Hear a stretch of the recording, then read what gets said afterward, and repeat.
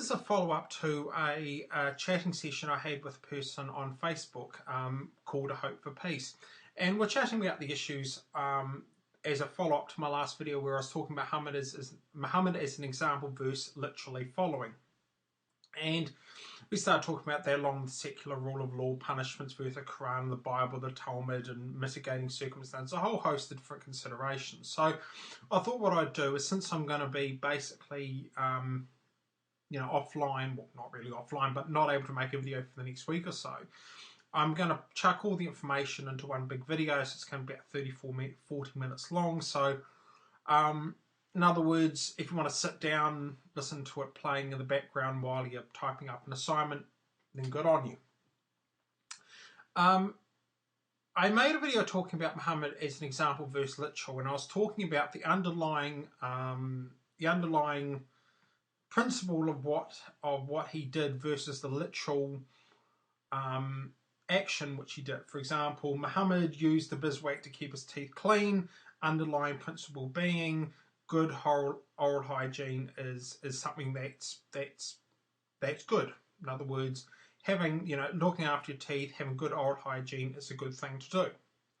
So in other words, it's not saying that you should go in and get yourself a biswak stick and start chomping on it. It's just saying that that's what Muhammad had at the time. He didn't have toothbrushes and toothpaste and all that kind of stuff. But now we have that now. The underlying principle is good oral health is something that you should look after your teeth. You should have good oral health.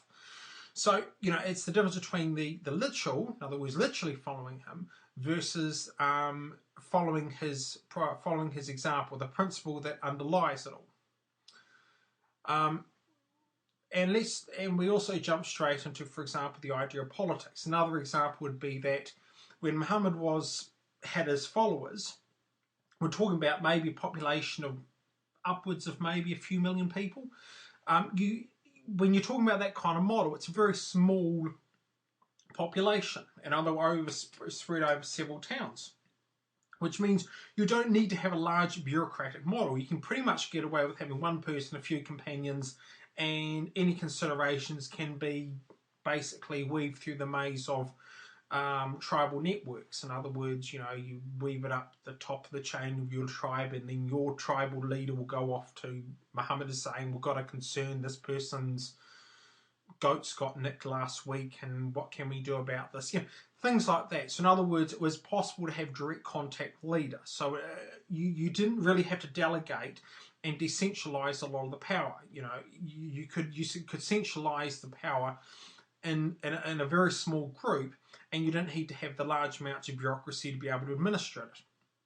But as you've seen, for example, when Muhammad died and we had the first four caliphs, you saw a gradual implementation of the Byzantine system. In other words, the caliphs realized that there was going to be problems scaling the system up, that a new system of governance was required, one that took into account the burgeoning and expanding Muslim civilization. So it had to have something that scaled with it, that could handle the demands of having a larger empire, which is why you had governors and you had this power was pulled further away from the centre. Now, it did cause some problems later on, but the idea was at some point the caliph can't simply be everything everywhere at once. At some point the caliph has to say, okay, you're the governor of that province and you're going to have to take care of these considerations. When it comes to big decisions, for example, declaring war or anything like that, that's a decision I'll make, but for things like running the day-to-day affairs of that particular province,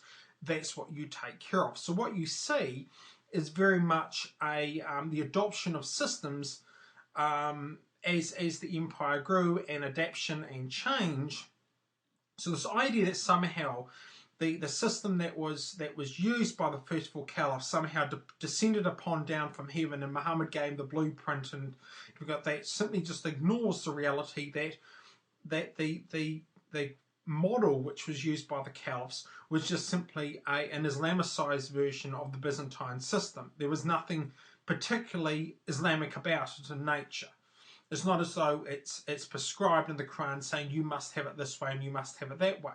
If you look at the Quran itself, the most it says is what the obligations of the leader are, what are the limitations of the leader, the fact that there should be a shura, a council of consultation, which you could say roughly equivalent to a parliamentary democracy, depending on how the social makeup is. Some might argue that if you were in a tribal kind of society, you might end up having a tribe deciding representation. The representative goes off rather than having it regionally based, in which a parliamentary system tends to work. In other words, some sort of consultation between the leadership and the people, so that there is some input in the decision making, the limitations of what a leader can do, the kinds of laws that can be passed, the fact that there are certain obligations upon Muslims of fighting age. In other words, the whole point of the poll tax was that although non-Muslims had to pay it, they were excluded from the fact that they didn't have to be called up for military duty. In other words, if hypothetically speaking we had a caliphate system, all these so-called would-be people who support such a system would have to automatically enroll and be part of the draft. For someone like me, as a non-Muslim, I wouldn't be part of the draft. I'd just simply pay the poll tax and continue rocking along as always. So we're talking about a system that is very much based on a certain set of circumstances.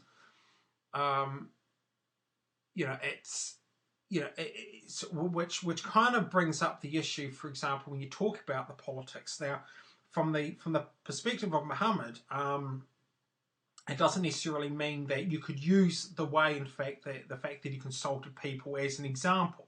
In other words, it doesn't necessarily mean you have to have it in that way, but you could argue that if we were going to learn from Muhammad's example, then you could argue that as a leader of your particular society, or a leader whether at the national level or whether at the regional level or the local city council level, that you should consult with your people. That your right to govern comes at the consent of the people who put you there. In other words, you just don't simply appear there out of nowhere. You actually have to be put up there by society to say, okay, we want you to lead, we want you to be in charge. And of course, that's done through elections or through some other means. But when we talk about, for example, the idea of what's it called, the way in which societies run, for example, within the Quran, it brings up a very interesting point. This is one of the things that Hakim Murad, better known as Timothy Winter, noted, that, for example, when they talk about apostasy, apostasy tends to be in comparison to treason, given that one's identity, affiliation was closely aligned to one's religion, and one leaving from one's religion is almost akin to rejecting one's citizenship, and, giving up one's citizenship. Whereas these kinds of issues need to be reinterpreted in the concept of a nation state. We now have nation states, we now have citizenships. One's citizenship isn't contingent in most cases in the West. West, it isn't considered at all, but in most countries around the world where there is citizenship, it isn't contingent on the kind of religion you are. If you suddenly stop being Christian, you convert to Islam, you convert to Judaism, you don't suddenly lose your citizenship. In other words, the government is indifferent to what your religious affiliation is. In other words, your religious affiliation has no relationship to your loyalty, and your loyalty is dictated through your citizenship. So from that point of view, certain aspects of the Quran will need to be reapproached given that the context has changed. And this is one of the things that also had to be taken into account in the case of the attempts to reform inside the Ottoman Empire, when they tried to create a single set of codified laws, when they had to take into account the idea of raising a professional army. Have an army of standing soldiers that were professional, rather than basically a conscription-based army, of which basically is alluded to within the Quran and within various hadiths. When we talk about economics, for example, Muhammad is known as a very honest businessman, so you could argue that